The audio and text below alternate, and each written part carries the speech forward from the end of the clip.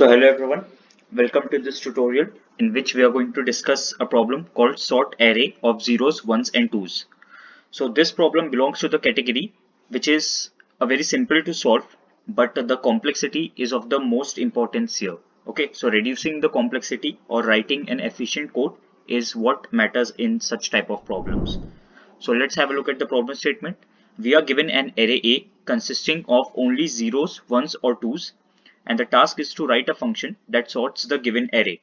So basically sorting an array which is only consisting of zeros, ones and twos is like sorting the array or just storing all the zeros together, then all the ones and then all the twos. So finally the function should put all the zeros first, then all the ones and finally all the twos. So this is same as sorting. So this is just another way of thinking about the problem. The word sorting is not important here. What is the output, which is all zeros should be followed by all ones and finally all ones should be followed by all twos. So let's have a look at the sample case. Suppose input is 0 1 2 0 1 2. So as you can see, input array consists of only zeros, ones and twos. So finally the output is two zeros followed by two ones and followed by two twos. Okay, so this is the problem statement and the sample case. Again, let's have a look at the larger array, and as you can see the output should be this. So let's one by one discuss the various approaches, and finally we can come to the most efficient algorithm in terms of the size and the space. Not the algorithm, just the logic. Okay, so the word sort is very confusing here. It's like meant to help you solve it in order of higher complexity. Okay, so let's have a look. First is approach 1, which is time order of n log n and space order of 1. So why time order of n log n? Because we can just sort the input array and it will automatically have all the zeros followed by all the ones and finally all the twos. So yeah, this is solving a problem and this is a very simple solution. But as you can see, time complexity is order of n log n. Okay, and not order of n, which could also be possible as we move forward. So as you can see, the word sort is just to confuse us with the complexity and not the actual solution. Okay, so I hope that you have understood this statement and the solution. So just pause it for a minute and try to code this on your own. Just sort the given array and return it and you will see that the problem is solved. Okay, now just pause it again and think of a better solution, which could be the approach 2, and then we can finally discuss it. Okay, so let's have a look at the approach 2. So approach 2 is time is order of n, which is better than the previous one, which was n log n. But as you can see, space is order of n, whereas the space of the previous was order of 1, which is constant space. So what is this concept? Just create three vectors, one for each of the types, like one vector to store all the zeros, second vector to store all the ones, and third vector to store all the twos. And finally, just append these three vectors in the required order. That is vector of zeros, and then append vector of ones to it, and finally append vector of twos to it. So as you can see, the vector obtained would be the required one, which is zeros, ones and twos. Okay, so as you can see, here we are creating three extra vectors to store each of these values, and that's why the space complexity is order of n, although the time complexity is just order of n. So it is time efficient than the previous one, but not the space efficient. Now finally we will discuss the most optimized solution to this problem. So the logic is very simple, but we would recommend you to just pause it for a minute, think it on your own. Like it is just an extension to this particular approach. Okay, so we hope that you get it from the approach discussed just now, which is approach 2. Okay, so we hope that you have thought it, and let's come to the approach 3. So approach 3, as you can see, is the most efficient solution, which is time order of n and space order of 1. So time complexity is same as approach 2, but as you can see, space complexity is reduced to order of 1, which is constant space. So constant space refers to just creating some variables of your own. There's no need to create order of n like a complete list or anything. Just few variables would do the work.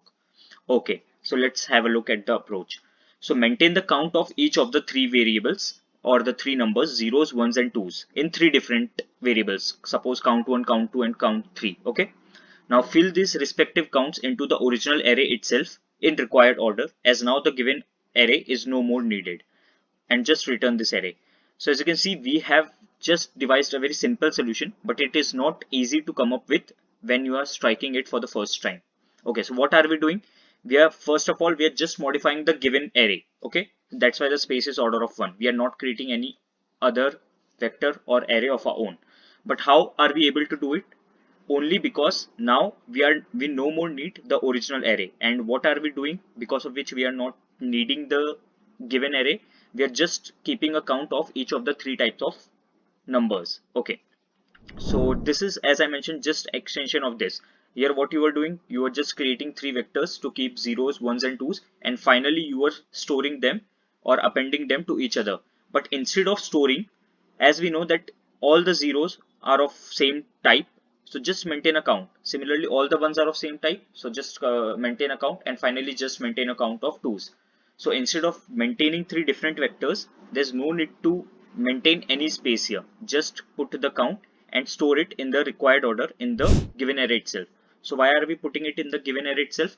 Because we have already counted the three numbers. So there is no need to keep a track of the original given array as the requirement has been fulfilled. Okay, so we can just modify it as it is. So let's finally come to the coding section. Okay, so let's create a sample array or a vector on which we can test our code. So vector of int a equals to, let's randomly put zeros and ones, 1 2 1 0 0 2 and finally 0. Okay, so the output should be all zeros, which are three zeros, then two ones and two twos. Okay, and this should be a vector, so each should be separated by a comma because the final answer should be a vector. Okay, sorted vector. Okay, so just remember, sometimes the problem statement is meant to confuse you, but you need to understand what is finally need to be outputted or what is finally need to be solved, and then think about the solution. So this is a very important key point that we have covered here. Okay, so now just call sort, let's name it sort array, and let's pass a into it. Okay, so let's return void sort array. It should take vector of int as input and finally the name. Okay, so let's write the code here. So what's the logic? What's the most efficient logic? We need to maintain three count, so let's call them c0 to count zeros, c1 to count one, and finally c2 to count twos. Okay, let's initialize each of them to 0 as their count, so initially count is 0. Now just loop through each of the elements. So this is another type of for loop that we have discussed. So what it does, it just takes one value at a time from the list mentioned here. So let's write a here. So value will be one of the elements taken here each of the time. Okay, so if val equals to 0, what do? We just increment c0 plus plus. Else what we do? Else if, as there are only three possible values, so let's write code for each of them. If c equals to 1, then c1 plus plus. Else we are sure that if it is not 1, it is not 0, then it is 2, so let's write c2 plus plus. Okay, so great. And yeah, so once we have counted, as we mentioned, why is this space efficient? Because we are no more creating the new vector. As we know that the vector is of no more need to us because we have already keeping a track of the count of the vector elements. So just let push it onto the vector itself. Okay, so what should be done here? Let's first empty out the vector because we no more need it. A dot clear. Okay, now what do? For int I equals to 0, I is less than c1 for 0, so c0 and I plus plus. Okay, so we are looping through c0 number of times, and what do? We just simply push back 0. Okay, so we are sure that there are c0 number of zeros, so that's why we are pushing all of them. And let's just do copy paste for the remaining two types as well. Okay, so what are these two types? Now we need to loop from c equals to 0 to c1 and just push 1 that many number of times, and finally C2, and let's push 2 that many number of times, and finally an loop. So auto val in A, just see out val space. Okay, so it should output the sorted vector. Let's see.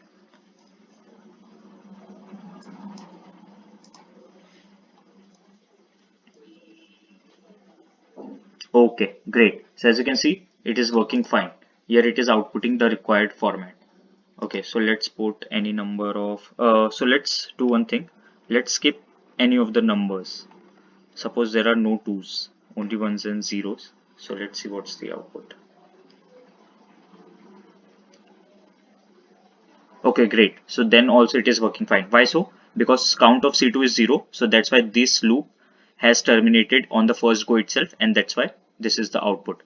So as you can see, we have reduced the complexity and in terms of time as well as space from the 3 approaches, and that's how you should approach a particular given problem. And that's what given the most importance in any of the interviews. Okay, so just coming to the most efficient solution is not always the best way to approach a particular interview question. You should always explain your thought process, as we have done here.